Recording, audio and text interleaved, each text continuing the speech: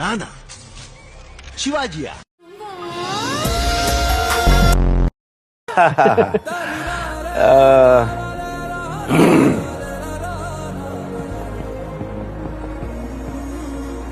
கதையா?